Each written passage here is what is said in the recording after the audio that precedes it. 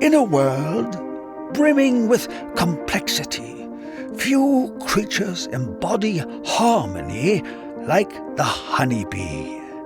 With tireless precision, she dances from bloom to bloom, each motion guided by millennia upon millennia of instinct, each act in service to the whole.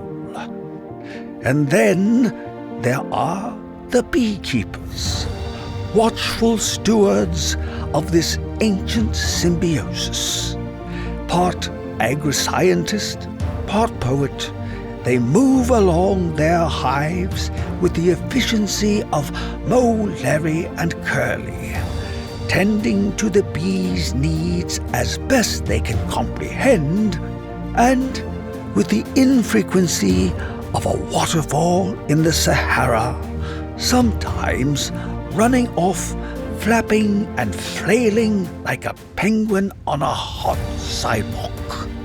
This is their journey.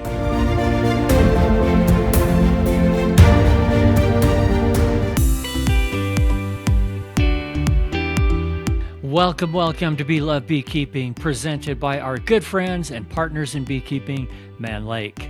Today we're going all the way to Romania for the first in our series about everything apitherapy. Our guest is the world's leading authority on apitherapy, Dr. Stefan Stangaciu, MD. If you've ever wanted to learn more about the healing properties and benefits of honey, propolis, bee venom, pollen, royal jelly, even bee air, and more, I think you'll really enjoy hearing from Dr. Stefan. He and I could have talked for hours and hours, but we tried to keep it succinct enough to fit into 2 or 3 episodes. In part 1 today, we dig deep into the healing benefits of propolis and also learn the best way to extract honey for medicinal and health purposes. First, I've just got to mention this lanternfly honey that's all the buzz right now. One person described it as, instead of the gentle, sweet taste of regular honey, it's more like your grandparents' cough drops. This dark, reddish, mysterious honey has been described by a professional taster as having notes of smoky, savory, salty, resinous, and lightly fruity. Some people absolutely love it, some just think it's weird, but no, really the weird part is how it's made. You see, lanternflies secrete a sticky, sugary substance after slurping on tree sap in late summer and fall. That secretion, also known as poop, is sucked up by honeybees, taken back to their hives, and treated like nectar, eventually becoming honey, lanternfly honey. So, if you're offered some new lanternfly honey, at least now you'll know what you're putting in your mouth.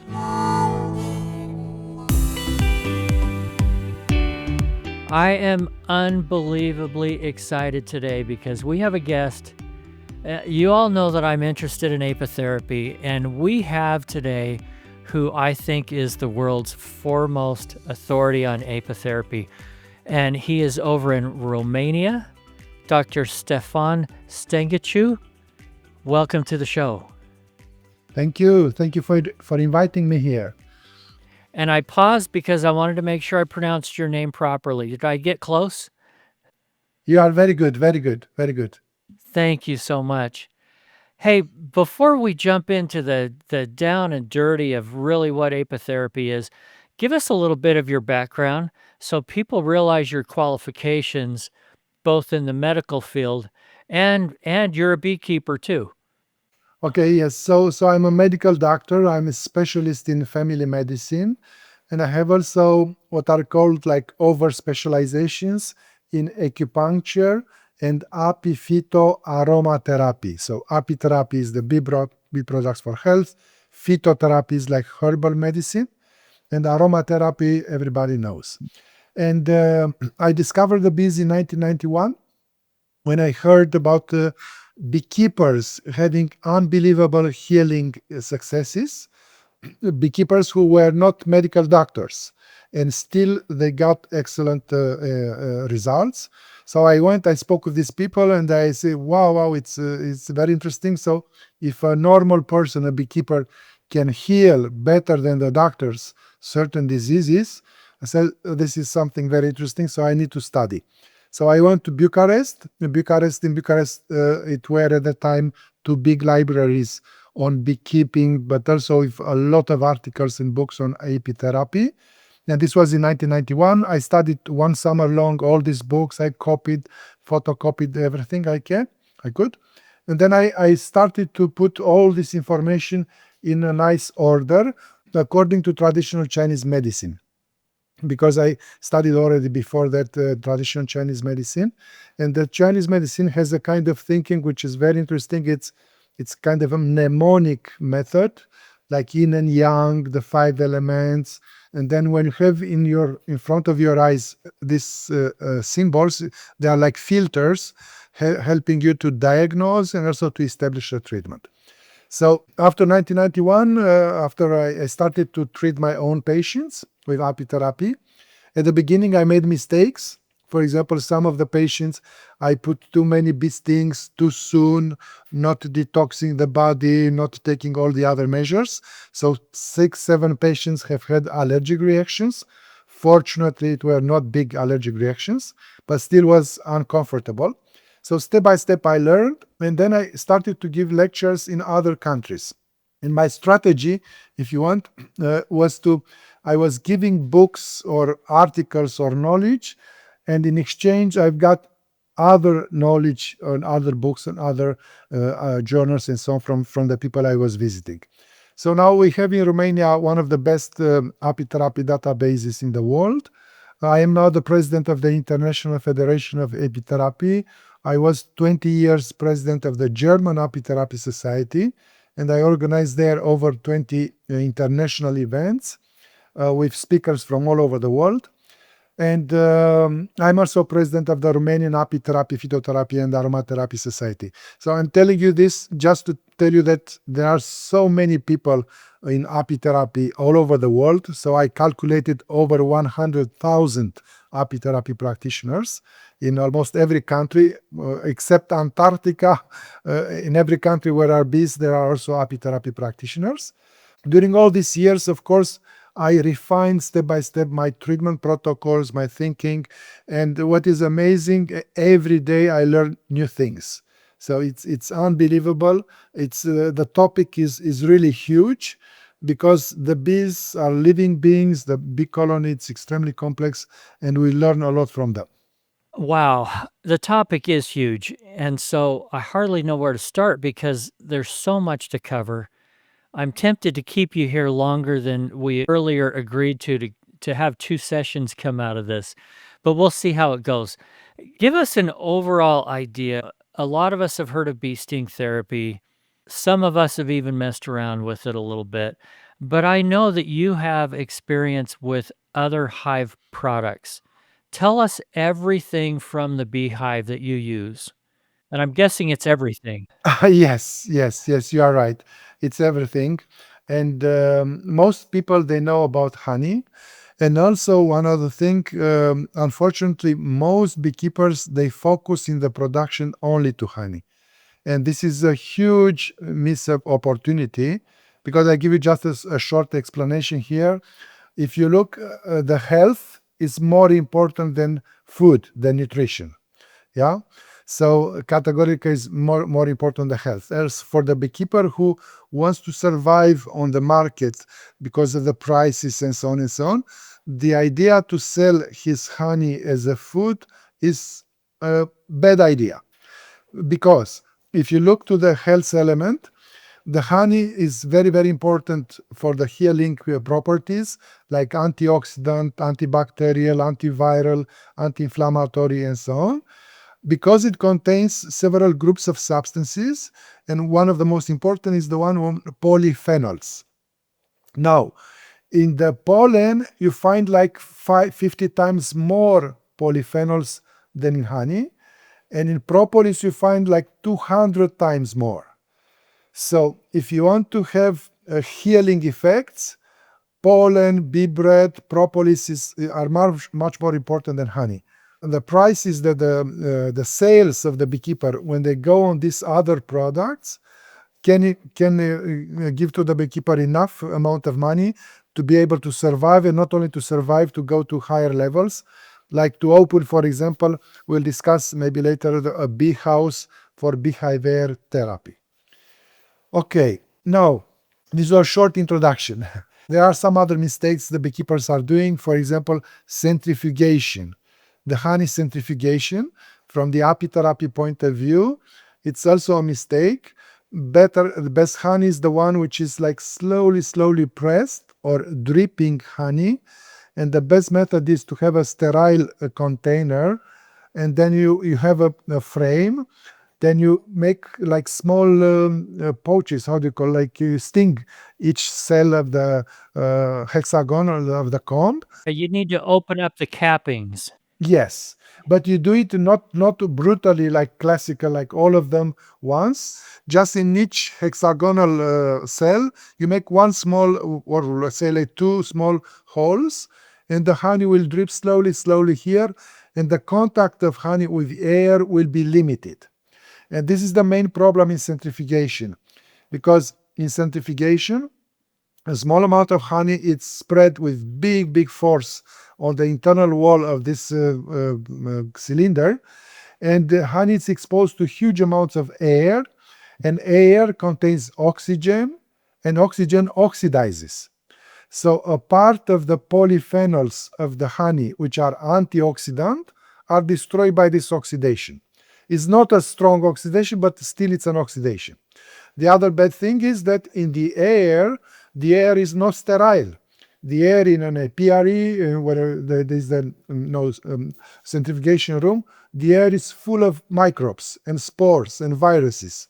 If you ask a physician, no, not a physician, a physicist, how many dust particles are in the air, they will tell you that in 1 cubic meter, there are like 200,000 to 400,000 dust particles. So practically, the beekeeper doing centrifugation oxidizes the honey and contaminates the honey. If you ask also the specialists in microbiology, they will tell you that on these dust particles, every third, fourth dust particle may have a virus on it. So it's really a contamination of the honey.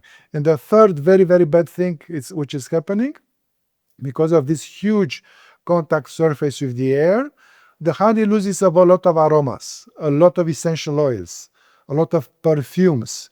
And these essential oils are very powerful antimicrobial, antiviral, anti-inflammatory. And when you take a honey as it is very fresh from the beehive, from the honeycomb, the taste is wonderful, the aroma is wonderful. But the same frame, when you make centrifugation and then you put in the jar, is not anymore so aromatic. Yeah. So the problem for apitherapy is that if you have this excessive centrifugation, and if the beekeeper also is using a lot of smoking, the quality of honey will diminish, and as a result of this, the healing effect will not be so powerful. So you lose time, and this is not good to have it, yeah, to lose it. All right, I have to interject a couple of quick things here. And that is, if you're a commercial beekeeper with 1,000 or 10,000 hives, it's probably not realistic that you can harvest honey that way. But if you have a few hives, it sounds like maybe this is something that you can do. Can I give the counter-argument to this? Yes. Yeah, please. Yes. So when that commercial beekeeper will get for his honey, let's say 20-30% more money than before, he will find the technical solutions. And the human mind is unbelievably creative. Now imagine that instead of having these complicated machines with like pushing the frames one after another, and then the uncapping, and then centrifugation, there are so many operations. Here will be just like acupuncture. Imagine a table like with thousands needles, which looks upwards, and you make a system where you put 100 such frames on top of this system, with 1,000 needles, let's say, and then just a short tuck, all of them once, then a bit like this, and then you replace all this needles part with the containers, and then you do some other things. Of course, the dripping of honey will not be so fast like going out of the cells, but the time to do centrifugation and also to wait then 3 days for the air to go out of the honey, and then you put the honey into the barrel. So like if you compare 3 days with maybe 1 hour, it's a big difference. The other problem of the quality of the honey, in medicinal beekeeping, we need a honey which has almost no bacteria. And now, to be very, very sincere, if you ask 100 commercial beekeepers, you ask them, how do you start centrifugation? Let's say at the end of the season, you got 1,000 beehives and you want to do the centrifugation. So they use these centrifugation machines, and normally, after each centrifugation in the evening, they need to sterilize the container, to wash with hot water and sterilize it. And then ask them to be very sincere, how many of them are doing every evening this cleansing of the machine inside? Maybe 1 in 20. So what is happening? So they do day after day centrifugation in the same centrifuge without cleaning it every evening. And as a result of this, if you make microbial analysis in the first day, and let's say after 10 days, the amount of microbes in the honey grows. Because the dust, which are dust particle I told you, they contaminate the honey. So there are many arguments. So my advice, because we are on this topic, to the commercial beekeepers, at least for their own health, for their own family, let's say they have 1,000 colonies, they can put aside from this 1,000 colonies, let's say 50 colonies, to make for apitherapy, for health, for their own family. And then they'll get step by step accustomed, comfortable with these other systems, and then they will expand. It may seem early, but right now is a great time to order your live bees for 2026 because they do sell out, and because Man Lake is offering a discount for Bee Love podcast listeners. Wait, what? I know you're saying live bees, they never go on sale. Well, they are now. Click on over to Man Lake, order your bees any variety, nukes or packages, and anything in the beginner essentials category.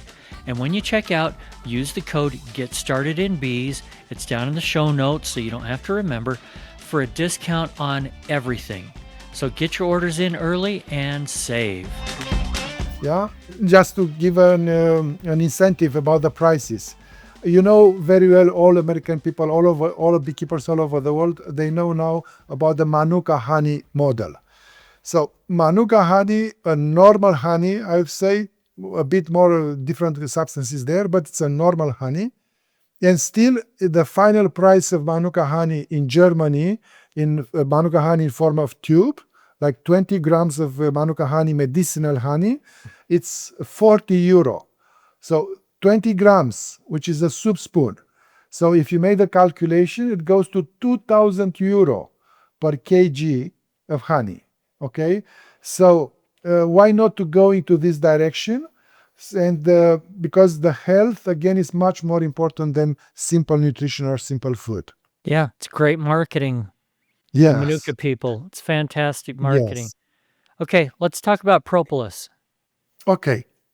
Now, with the Propolis, it's also a huge topic. The best things in the mind when you explain also to the patients, to the customers, to everybody, you need to start from the plants which are producing the resin and balsams, which the bees collect to make their own propolis. Now, here is an interesting correlation. The trees which are making these resins and balsams, or the shrubs, mostly trees and shrubs, they are fixed living beings. They have the roots and they cannot move. And it's a funny kind of saying, when a tree has a disease, cannot go to the hospital. So it cannot go to the neighbor to ask for help. So what needs the tree to do when it has a disease, bacterial, viral, and so on? the tree must produce its own remedies. Okay, so and the trees are on Earth for millions of years. So they went through all these glaciations and all this huge amount of years, and they were constantly attacked by other living beings like bacteria, fungus, parasites, even viruses. You can say that it's a partially living being for millions of years. So the trees, they developed a method to defend. And here is a very, very interesting aspect. If you compare the trees in the pharma industry, the trees are much, much more clever than the pharma industry regarding the antibiotics. The pharma industry is using antibiotics based on only one molecule. The agriculture industry uses also one kind of insecticide, one substance. And when you attack an insect, or you take a microbe or a virus with only one molecule, if you keep in mind that the bacteria, for example, has thousands, hundreds of thousands of different molecules, and the bacteria are very intelligent at their level, they speak together, they communicate together, they create all kind of defense mechanisms. So one molecule, it's a big mistake. If you look, maybe, in the past, it was a substance, an insecticide called DDT, and it was against the Colorado bugs. Okay, so now you can use 1 ton of DDT and the Colorado bugs are laughing to you. So what is doing Mother Nature? Mother Nature, in the last millions of years, when they are attacked, the tree is attacked by viruses or bacteria, they create these protective substances around the buds and also on the bark inside and also inside the leaves. And there is a cocktail of substances, extremely, extremely complex, with hundreds of substances, different substances, which are destroying the viruses, bacteria, fungus, parasites through different mechanisms. Yeah, so this allows the trees to survive. Of course, sometimes there are bacteria or viruses which are very aggressive and may destroy some of the trees, but they will not destroy usually all the forests or all the trees. And now the incredible part about this, I read a study made in England. They analyzed this cocktail of substances which are protecting the buds to various poplars, because they understood, the beekeepers understood that the bees, they like to go to poplars, to the black poplars. The Latin name is Populus nigra. And then they went to analyze the buds, the composition of these buds, like it were, let's say, 10 poplars in a row. They analyzed the composition of these buds, poplar number 1, number 2, number 3, number 10. And when they analyzed the laboratory, they were surprised to see that there were differences from tree to tree. It was not the same standard substance like pharma industry is using with the antibiotics. Okay, and then the even bigger surprise was when the same team of researchers, they went next year to the same area. They analyzed again the composition of these poplar buds, and then they saw that the same tree, which last year was having a certain composition, this year, like next year, it was another composition. So the intelligence of the trees is, in order to fight an enemy, I need multiple weapons, I need multiple strategies, and I need to change these strategies every year. Yeah. So the bees, which are also attacked by bacteria, virus, fungus, parasites for millions of years, of course, they need to have also this protection. And because they have a smell, extraordinary smell with their antennae, like 100 times better than the dogs, they smell and they analyze the nature around, and they found out the best sources of such substances. And then they collect these resins and balsams, and then they make their propolis inside the beehive with adding some beeswax inside. So propolis, if you see it from this point of view, you understand that propolis is very good and has protected the bees for so many years. There are some very, very interesting research now in Minnesota, I believe, is Professor Marla Spivak. She showed that a beehive which has more propolis inside is healthier, has less varroa. So this is another element here. And then the beekeepers, during thousands of years, not hundreds of, but thousands of years, they understood that propolis protects the bees. And this was the beauty they started to use for their own health. So now we have a huge industry on propolis. There are over 30, 40 different types of formulations. Like you have eye drops, you have capsules, tablets, nose sprays for ears, for the stomach. Or even intravenous, you can do propolis extracts, water extract, alcoholic extract, or oil extract. So it practically for every anatomical part of the body, we have a special preparation. And then for the good doctors who are using apitherapy, using propolis, the art is to use the right amount, to use the right administration form, like through what anatomical way. And usually there is like a golden rule. When you use more anatomical ways, you administer the product through more anatomical ways, you have a faster healing. Let's say that a beekeeper, they have their own bees and they want to, from a practical standpoint, use propolis or honey for their own personal health for their family.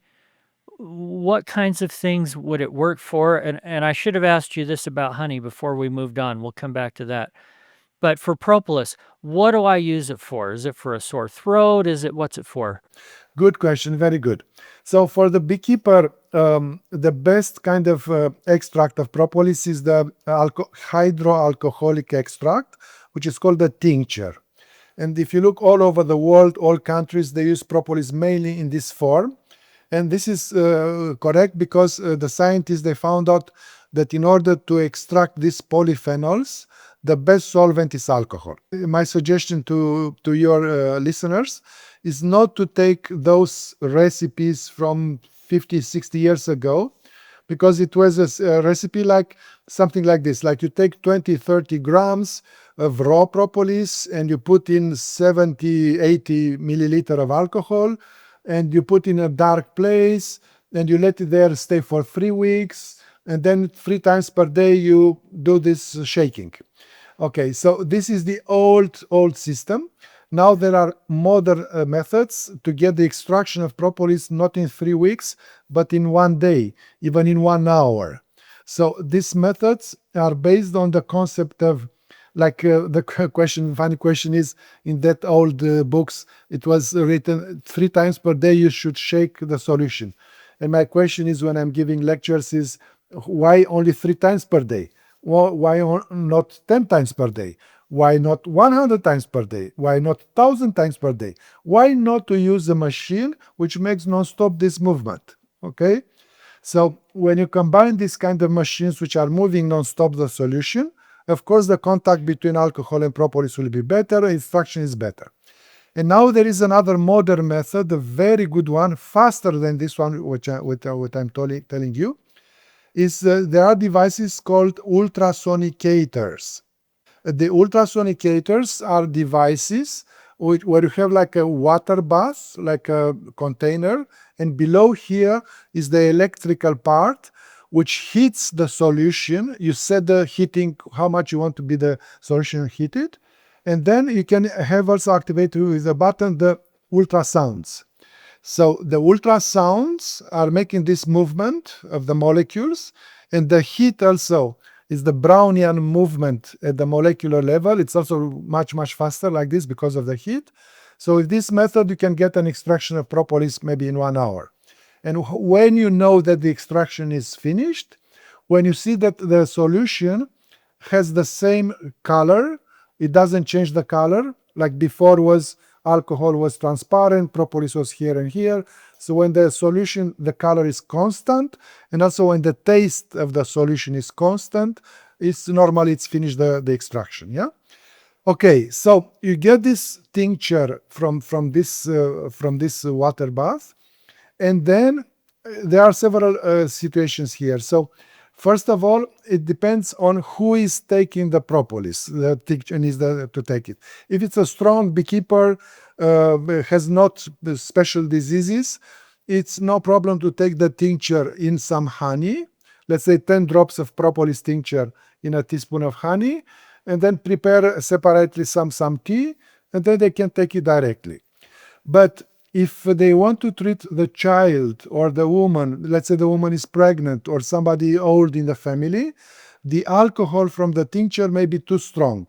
Alcohol, there are now studies, they say that alcohol in any amount is not good for the body. In this situation, we have the propolis tincture, like I have here this propolis tincture, and then I will put drops, one drop here, one drop here, one drop here, one drop here, so small amounts on a sterile plate, and then I wait for the alcohol to evaporate. So once the alcohol evaporates, and this is very simple, I don't need a special laboratory, then I can get this extract, if you say, like it's called soft propolis extract, with some honey, some crystallized honey, or a piece of bread or some cooked rice, and then you can use it internally.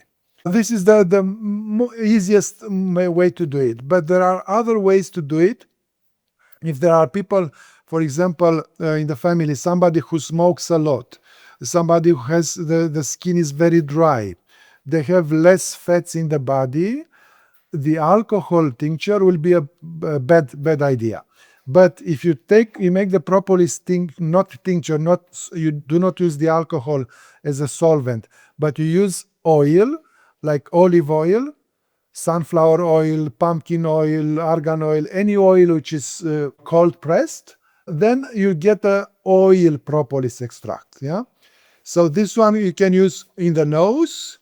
You can use in any surfaces where the alcohol is not recommended, like genital area, for example, or you can make preparations in form of like suppositories or ovules. There are hundreds of possible applications here. And now to give you in what kind of diseases, the list is huge, Eric. It's huge. So I researched the literature, scientific literature, all Apimondia congresses, all the books in over 60 countries where I visited. And if you take, it's like at least 500 diseases. If you take just one thing, propolis has about 70 useful properties.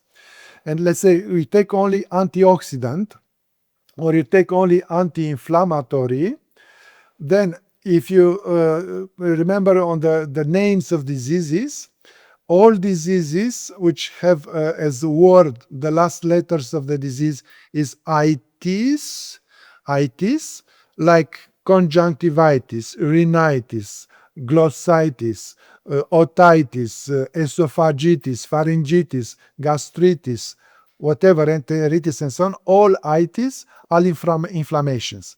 And propolis is excellent as anti-inflammatory agent. Why? Because propolis attacks simultaneously many causes which create inflammation. So if the inflammation is caused like fire, like free radicals, like smoking, or heat, or a burn, propolis blocks very quickly the free radicals. There are hundreds of studies which says that propolis is antioxidant because it blocks the free radicals. Then many other inflammations are given by viruses, and propolis is antiviral. Other inflammations are given by bacteria. Propolis is antibacterial. Other are given by fungi. Propolis is antimycotic, antifungal. Or it's parasites, malaria and so on, giardia. Propolis is also antiparasitary. So when you have this combination of antioxidant plus antiviral, antibacterial, antimycotic, antiparasitary, practically at least 80% of the inflammations you can reduce, you can eliminate them. The only other big cause of inflammation is trauma. When I have a trauma, a hit, bone fracture, whatever, there are cells which are destroyed. And then in this situation, propolis helps also, but through other very interesting mechanisms. When you have dead cells in a certain area, like after bee stings, for example, there are special cells here under the skin or in the tissue, which needs to clean the area. They need to practically to eat the dead cells or the bacteria if they are there. And these cells are called macrophages, and some of them also neutrophils or dendritic cells, but macrophages are the most important. Now, if you give propolis to this area, but also you tell the patient to swallow propolis or to inhale propolis in form of solutions for nebulization or aerosols, Then these macrophages get more power, and then they'll clean faster the area of dead cells. And cleaning faster that area, this is wonderful because the risk to get infection there will decrease too. So the healing time will decrease too. We can speak on propolis, Eric, 1 week. It's not finished. Yeah. I can tell any of these topics we could speak on for 10 hours. And so we'll Yes. try to, listeners, we will try to keep things as practical as we can. And we hope to at least touch on, besides honey and propolis, royal jelly, wax, beehive air, bee venom, definitely, bee bread, bee pollen. Let's, Dr. Stefan, let's jump back to honey for just a minute. How should I use honey medicinally? And by the way, I recently had experience using it on a burn. Why don't you tell us about that and some other things to use it for? Thanks again to Dr. Stefan Stangaciu. In part 2, we'll dive deep into treating burns with honey, bee venom therapy, and a whole bunch more. Until then, be sure to follow, subscribe, and tell your friends about Bee Love Beekeeping, presented by Man Lake. And a shout out to Vita Bee Health for their support. Vita's Varroa control range of products includes Apistan, Apigard, and now Viroxan, extended release oxalic acid strips. Merry Christmas, happy holidays, see you next week.